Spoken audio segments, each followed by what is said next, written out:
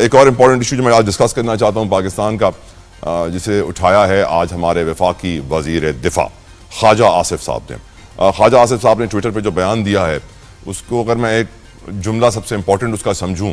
تو وہ یہ ہے کہ اس پاک سرزمین کو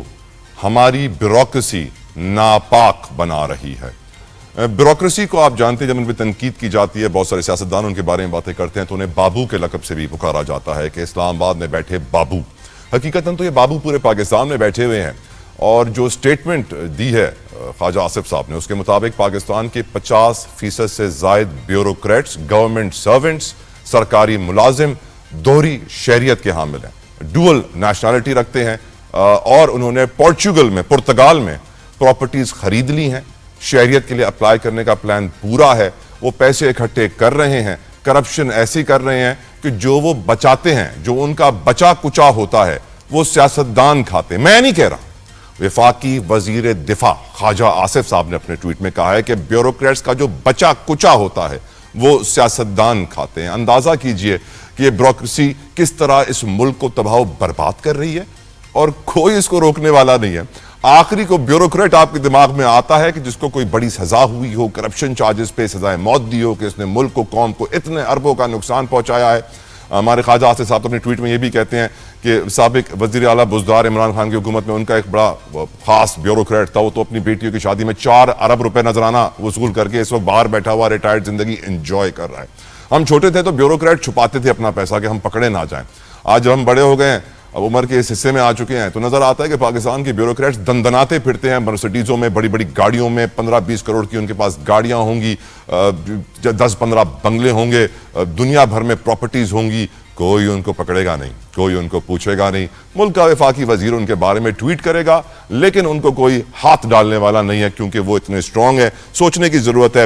میں یہ ڈیمانڈ بھی کروں گا انفیکٹ اس ٹویٹ کے بعد کہ ہمارے فیلڈ مارشل صاحب جنہوں نے معیشت کو بہتر کرنے کے لیے SIFC بنائی، ہمارے فیلڈ مارشل صاحب جنہوں نے ملک کی بقا کے لیے، ملک کو ڈیفالٹ سے بچانے کے لیے اتنے اقدامات کیے، ہمارے فیلڈ مارشل صاحب جنہوں نے ڈپلومیسی کے فرنٹ کے اوپر ڈونلڈ ٹرمپ سے ڈائریکٹ ملاقاتیں کر کے پاکستان کے مستقبل کے لیے بہتر فیصلے کروائے، خطے کے مستقبل کے لیے بہتر فیصلے کروائے، انڈیا کو نانی یاد دلائی، وہی ہمارے فیلڈ مارشل صاحب اس وقت اگر چاہیں تو ایک سیکنڈ میں پاکستان کی بیوروکریسی کو سیدھا کر سکتے ہیں۔ ہمیں یاد ہے کہ پہلے ڈالر کس طرح اوپر نیچے جایا کرتا تھا، اور پھر ہمارے فیلڈ مارشل صاحب نے انٹروین کیا، اور آج ڈالر جو ہے 2, 4, 5, 10, 15 پیسے سے زیادہ اوپر نیچے نہیں جاتا، وہ بھی انٹر بینک کی وجہ سے۔ میں یہ ریکویسٹ کروں گا، امید کروں گا، دعا کروں گا، اپیل کروں گا سپاہ سالار سے کہ وہ پاکستان کی بیوروکریسی کو لگام ڈالیں، اور یہ جو ہزاروں ارب کا ٹیکہ ہر سال یہ بیوروکریسی چوری کر کے پاکستانیوں کے ٹیکس پیئر کا پیسہ لے کر باہر چلے جاتے ہیں، پورچوگل اور دنیا بھر میں، دبئی میں پراپرٹیز خریدتے ہیں، ان کو پکڑیں، کوئی ان کو سزائے عبرت بنائے، نشان عبرت بنائے، ان کو ایسی سزا دیں کہ لوگ یاد رکھیں کہ ایسا نہ ہو کہ ہم یہ چوری کریں اور اس طرح ہمارا بھی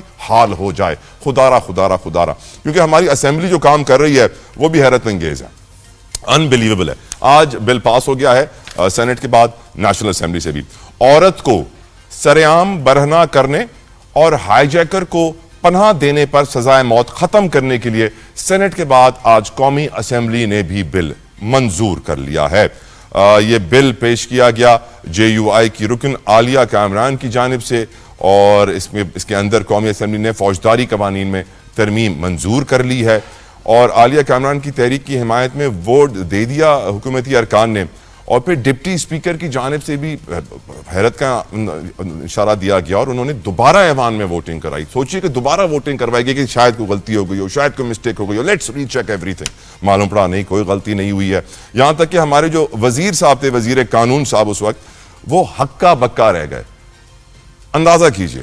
اسلامی جمہوریہ پاکستان میں اس طرح کے گناہوں کی سزا تو سزائے موت ہی بننی چاہیے تھی، لیکن آج ہماری قومی اسمبلی نے یہ سزا ختم کر دی ہے، سزائے موت اب نہیں رہی ہے۔ اس کے اوپر بھی ہم بات کریں گے آج کے پروگرام میں۔ وداؤٹ اینی فردر ڈیلے اپنے مہمانوں کا تعارف کرنا چاہوں گا۔ سیدہ شیلا رضا صاحبہ کو فرام پاکستان پیپلز پارٹی کسی تعارف کی محتاج نہیں ہے، بہت مشکور ہوں میڈم آپ کے وقت کے لیے، شکریہ۔ عائشہ بانو صاحبہ فرام پاکستان تحریک انصاف، عائشہ صاحبہ thank you so very much for your time. Ali Gohar Baloch صاحب ہمیشہ اپنا وقت دیتے ہیں، میں بےحد مشکور ہوں بلوچ صاحب آپ کے وقت کے لیے، جزاک اللہ خیر۔ شیلا رضا صاحبہ آپ سے شروع کرنا چاہتا ہوں، آپ کی نظر میں کیا وجہ ہے کہ یہ بات دوبارہ کہی گئی DG ISPR صاحب کی جانب سے کہ فیلڈ مارشل صاحب کا صدر بننے کے حوالے سے جو اس وقت ماحول بنایا جا رہا ہے وہ بالکل بے بنیاد ہے؟ یہ خبریں غلط ہیں, جھوٹی خبریں قیاس آرائیاں کی جا رہی ہیں. آپ کی نظر میں یہ باتیں کیوں اس طرح پھیل رہی ہیں اور کیوں ہمارے D G I S P R صاحب کو تردید کرنی پڑ رہی ہے؟ میڈم شعلہ رضا صاحبہ. اچھا, بہت شکریہ آپ کا طلحہ. اور جہاں تک D G I S P R کو تردید کرنے کی بات ہے تو کچھ ہفتے پہلے, 1 سے 2 ہفتے پہلے, شاید 2 ہفتے پہلے, دو ہمارے جرنلسٹ ہیں ان کی طرف سے انکشاف ہوا تھا اعزاز سید اور کامران شاہد کی طرف سے غالباً کہ زرداری صاحب کو ہٹایا جا رہا ہے. اور اس میں پھر جو نئی نہریں ہیں اس کے حساب سے بھی بات ہوئی تھی کہ شاید ایک مختلف جگہ سے اس پہ بات ہوئی تھی, انہوں نے نہیں کی تھی, کہ وہ جو نہریں نکالنے کا معاملہ ہے اس کے اوپر جو ہے. تو اب صورتحال یہ ہے کہ صدر جو ہے, اگر نہروں والا بھی معاملہ ہوتا تو صدر تو اس میں کچھ نہیں کر سکتے نا, ایک اپنی رائے دے سکتے ہیں. اور پنجاب کے صوبے میں یہ نہریں نکالی جانی تھیں اور پنجاب کی کیبنٹ میں بھی یہ معاملہ نہیں آیا تھا, تو آئی تھنک یہ بحث تو بے معنی ہو گئی. اب جو کس طرح سے یہ باتیں ہو رہی ہیں, کچھ ہم یہ جانتے ہیں کہ ہمارے ہاں ہر طرح کے لوگ ہیں اور پھر وہ بات کو بلا تبصرہ کہہ دیتے ہیں, مذہب, کرکٹ, سیاست, اس پہ جس کا جو دل چاہتا ہے وہ بہت آرام سے بات کر لیتا ہے. تو یہ ایک بات ٹاک آف دا ٹاؤن بنی اور فائنلی اس کی تردید کرنی پڑی, کیونکہ اس وقت جو صورتحال ہے اور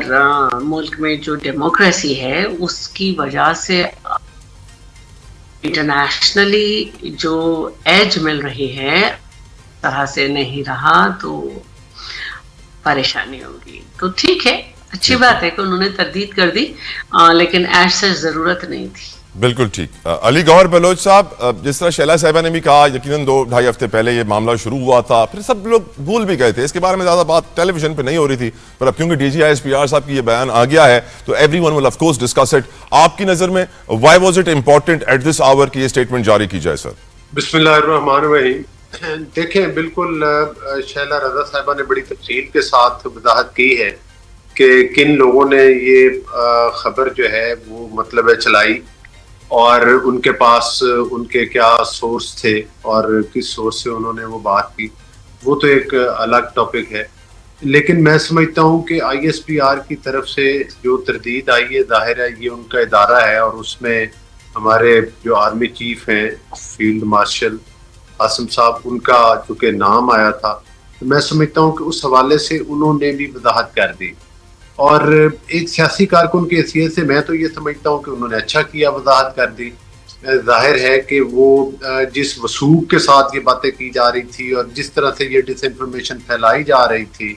اور میں نے ابھی بھی اکا دکا جگہ پر مختلف ٹی وی چینل پر اور مختلف جو سوشل میڈیا پہ بھی لوگ ہوتے ہیں ان میں بھی ابھی بھی لوگ اس بات پہ تبصرہ کرتے تھے